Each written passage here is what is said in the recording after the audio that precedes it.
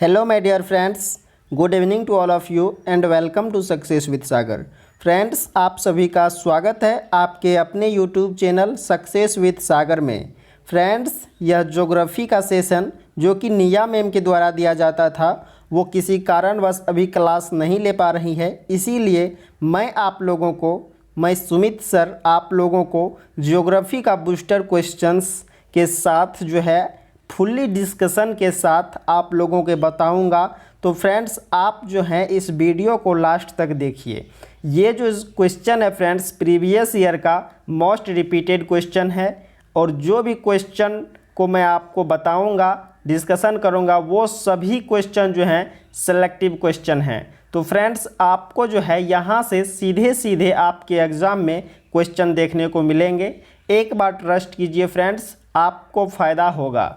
Friends, आप मेरे मेहनत को बेकार न जाने दें।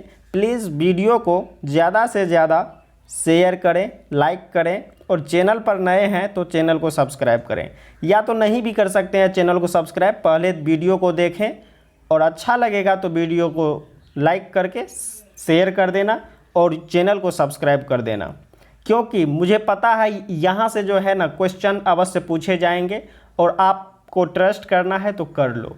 ठीक है, तो देखते हैं आज का प्रश्न। आज का पहला प्रश्न है, निम्नलिखित में से कौन सा विरहत वृत्त का उदाहरण है? विरहत वृत्त यानी बड़ा वृत्त का उदाहरण है। तो यह हो जाएगा फ्रेंड्स इसका सही जवाब भूमध्य रेखा। भूमध्य रेखा जो है फ्रेंड्स, यह विरहत वृत्त का उदाहरण है। कैसे? तो देखिए, ये एक पृथ्वी है, ये जो है फ्रेंड्स इसी को बीच वाली रेखा को जो है भूमध्य रेखा कहते हैं। और उत्तरी गोलार्ध में जो है उत्तरी गोलार्ध में 23.5 डिग्री पर जो रेखा खींचा गया है वह कर्क रेखा है, और दक्षिणी गोलार्ध में जो 23.5 डिग्री पर रेखा है उसे मकर रेखा कहते हैं। तो फ्रेंड्स, सबसे बड़ा रेखा कौन सा होगा? पृथ्वी तो ये है, ये पृथ्वी हुआ, तो सबसे बड़ा रेखा जो होता है वह विषुवत रेखा यानी बीच का रेखा, जिसे भूमध्य रेखा या 0 डिग्री रेखा भी कहते हैं। तो फ्रेंड्स, आपको जो याद रखना है इसका सही जवाब वह हो जाएगा विषुवत रेखा या भूमध्य रेखा। तो फ्रेंड्स, आप याद रखिएगा। देखिए, कर्क रेखा के बारे में जान लेते हैं कुछ। कर्क रेखा जो है फ्रेंड्स कुल 18 देशों से होकर गुजरती है। 18 देश कौन कौन से हैं मैं अभी आपको बता रहा हूं, और इसका जो है मैं आपको एक ट्रिक भी दे दूंगा, तो आपको जो है देश का नाम याद रखने में आसानी होगी। देखिए, जिस ट्रिक से मैं याद किया हूं वही ट्रिक आपको बता दूंगा, एक वीडियो बना दूंगा। देखिए, कर्क रेखा जो है मैक्सिको, अल्जीरिया, माली, मिस्र, Niger, Myanmar, UAE, Bahamas, Taiwan, Oman, Chad, चीन, Bangladesh, Morocco, Saudi Arab, Bharat और लीबिया से होकर गुजरती है।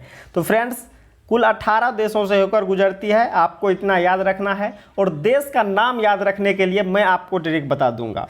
इसी तरह मकर रेखा जो है फ्रेंड्स, यह भी 10 देशों से होकर गुजरती है। वह 10 देश हैं अर्जेंटीना, बोत्सवाना, दक्षिण Africa, Australia, Namibia, Mozambique, Madagascar, Chile, Paraguay और ब्राज़ील। इसका भी ट्रिक मैं आपको दे दूंगा, तो आपको टेंशन लेने का कोई ज़रूरी नहीं है फ्रेंड्स, मैं आपको जो है ट्रिक दे दूंगा, तो आप याद रख लेगा।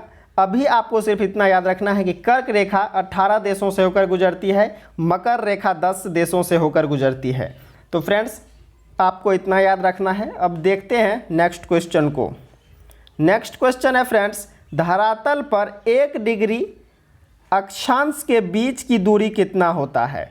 यानी 1 डिग्री अक्षांश। तो देखिए, ये पृथ्वी हो गया यानी ग्लोब हो गया, ग्लोब। इसमें जो है अक्षांश रेखा, ये हुआ अक्षांश रेखा, ये जो रहता है ये अक्षांश रेखा हुआ। तो फ्रेंड्स, ये अक्षांश रेखा के बीच की दूरी पूछा गया है। तो ये बीच की दूरी जो होता है फ्रेंड्स, यह होता है 111 किलोमीटर होता है, लगभग 111 किलोमीटर होता है। तो आपको याद रखना है 111 किलोमीटर रहता है 1 डिग्री अक्षांश रेखा के बीच की दूरी। ठीक है, अक्षांश रेखा को लेटीट्यूड लाइन और देशांतर रेखा जो है ये होता है देशांतर रेखा इसे लॉन्गिट्यूड लाइन कहते हैं। अब देखते हैं नेक्स्ट क्वेश्चन को। आपको जो भी मैं क्वेश्चन से जुड़े इंपॉर्टेंट फैक्ट को बताता हूँ आप उसे भी याद रखें। क्वेश्चन है, वह अक्षांश रेखा जिस पर सदैव दिन और रात की अवधि समान होता है। तो किस रेखा पर दिन और रात की अवधि समान होता है ये बताना है आपको। तो देखिए इसका जो सही जवाब हो जाएगा वह हो जाएगा भूमध्य रेखा। भूमध्य रेखा पर सदैव दिन और रात की अवधि समान होता है। वो कैसे? तो देखिए ये भूमध्य रेखा जो है फ्रेंड्स वह तो पृथ्वी के बीचों बीच रहता है।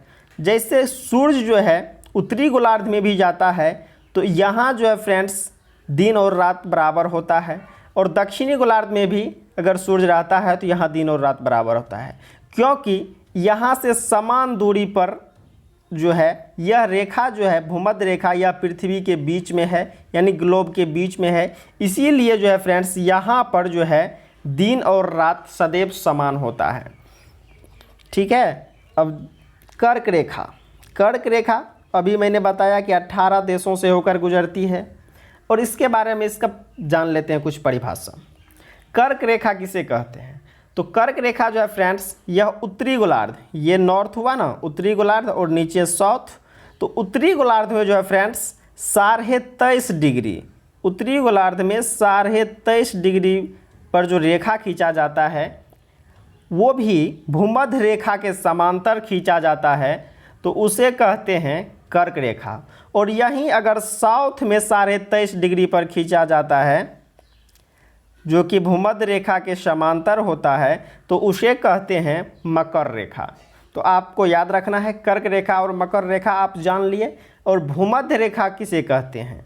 तो भूमध्य रेखा जो है फ्रेंड्स पृथ्वी के सतह पर उत्तरी ध्रुव और दक्षिणी ध्रुव, यानी ये ध्रुव हुआ उत्तरी ध्रुव ये हुआ, दक्षिणी ध्रुव ये हुआ, तो दोनों से समान दूरी पर स्थित एक काल्पनिक रेखा जो है ये इसे कहते हैं भूमध्य रेखा।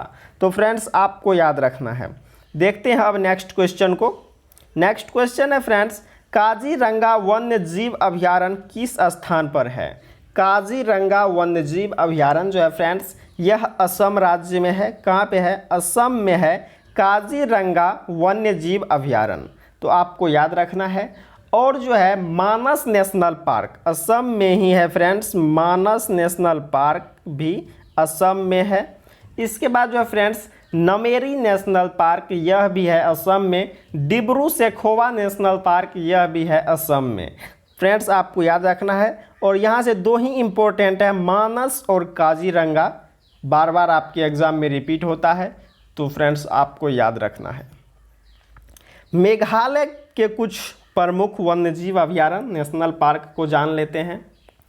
तो फ्रेंड्स मेघालय में जो है सीजू पक्षी अभयारण्य, Baghmara reserve one, Nokrek national park जो हैं ये सब मेघालय में हैं।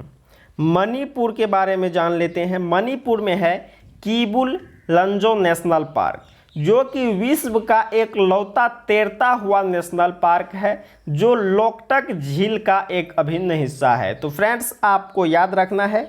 और गुजरात में जो है फ्रेंड्स गिर राष्ट्रीय उद्यान, नारायण सरोवर अभयारण्य, कच्छ वन्यजीव अभयारण्य, बरदा हिल्स वन्यजीव अभयारण्य है। तो फ्रेंड्स आपको याद रखना है यहाँ से। ठीक है, देखते हैं अब नेक्स्ट क्वेश्चन को। नेक्स्ट क्वेश्चन है फ्रेंड्स, सुंदरवन नेशनल पार्क कहाँ पर स्थित है? सुंदरवन नेशनल पार्क जो है फ्रेंड्स यह है कहाँ पे? पश्चिम बंगाल में। फ्रेंड्स अगर आपको क्वेश्चन का जवाब पता होता है तो आप जवाब दे सकते हैं कमेंट में। ठीक है, तो देख इसका जो सही जवाब हो गया वह हो गया पश्चिम बंगाल। पश्चिम बंगाल में है सुंदरवन नेशनल पार्क। तो आपको याद रखना है। दुनिया का सबसे बड़ा डेल्टा भी सुंदरवन का डेल्टा है जो पश्चिम बंगाल में है। पश्चिम बंगाल में ही friends Jaldapara National Park, Buxa National Park भी है। तो फ्रेंड्स आपको याद रखना है। अब देखते हैं नेक्स्ट क्वेश्चन को। नेक्स्ट क्वेश्चन है फ्रेंड्स, पेरियार राष्ट्रीय उद्यान और वन्यजीव अभयारण्य कहाँ पर स्थित है? पेरियार राष्ट्रीय उद्यान, पेरियार राष्ट्रीय उद्यान जो है फ्रेंड्स यह केरल राज्य में है। कहाँ पे है? केरल राज्य में है पेरियार राष्ट्रीय उद्यान। तो आपको याद रखना है, ठीक है। पेरियार एक रिवर भी है, ये भी एक केरल में है, तो आपको याद रखना है।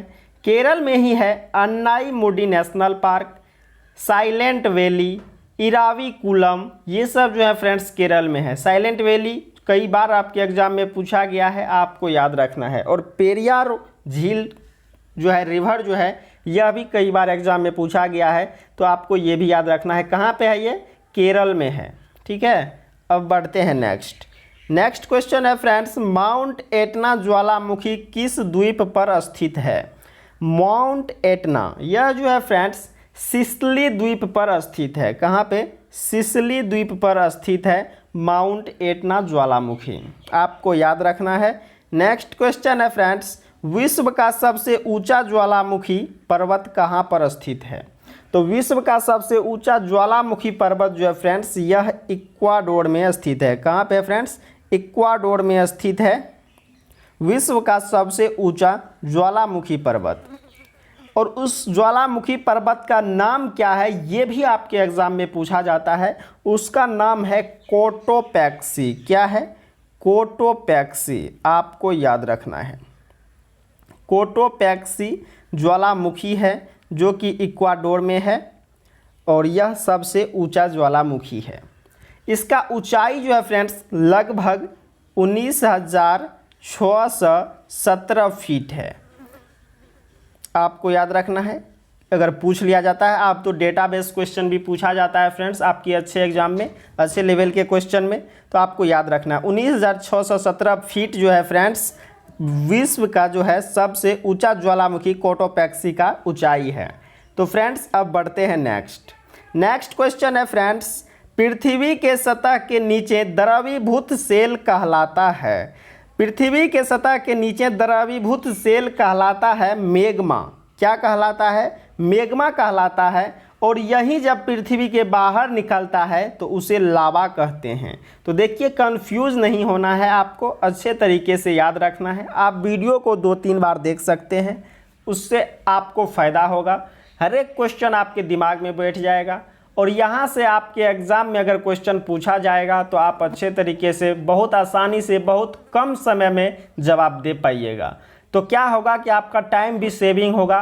तो यह टाइम आप अदर सब्जेक्ट में, जैसे मैथमेटिक्स सब में थोड़ा टाइम लगता है, तो उसमें आप लगा सकते हैं। तो इससे क्या होगा फ्रेंड्स, आपका जो है नंबर इंक्रीज होगा, स्कोर इंक्रीज होगा और आपको सफलता मिलेगा। तो फ्रेंड्स आपको इसी तरह से जो है ऐसे सिलेक्टिव क्वेश्चन को देखने के लिए आप चैनल को सब्सक्राइब कर लीजिए और नोटिफिकेशन को ऑन करना मत भूलिए, क्योंकि अगर नोटिफिकेशन ऑन नहीं कीजिएगा तो नोटिफिकेशन कैसे मिलेगा आपको, ठीक है। तो आप नोटिफिकेशन भी ऑन कर लीजिए। देखते हैं अब नेक्स्ट क्वेश्चन को। आज का लास्ट क्वेश्चन है, लंदन किस नदी के किनारे स्थित है? लंदन जो है फ्रेंड्स यह थेम्स नदी के किनारे, इसे ही टेम्स भी कहा जाता है, यह जो है टेम्स नदी के किनारे स्थित है लंदन शहर, ठीक है। देखिए टाइबर नदी के किनारे जो है फ्रेंड्स रोम शहर है। कौन सा शहर है? रोम जो है टाइबर नदी के किनारे है। और टिग्रिस, इराक जो है फ्रेंड्स, इराक जो है यह टिग्रिस नदी के किनारे है। और मिस्र जो है, जिसे इजिप्ट कहते हैं, यह नील नदी के किनारे स्थित है। तो फ्रेंड्स आपको याद रखना है। आज के लिए इतना ही, 10 क्वेश्चन आप लोगों के लिए। अगर वीडियो अच्छा लगा तो वीडियो को लाइक कीजिए और अपने स्टडी रिलेटेड ग्रुप में शेयर कीजिए। चैनल पर नए हैं तो चैनल को सब्सक्राइब कीजिए और नोटिफिकेशन को ऑन कीजिए। तो friends thank you, bye bye and take care.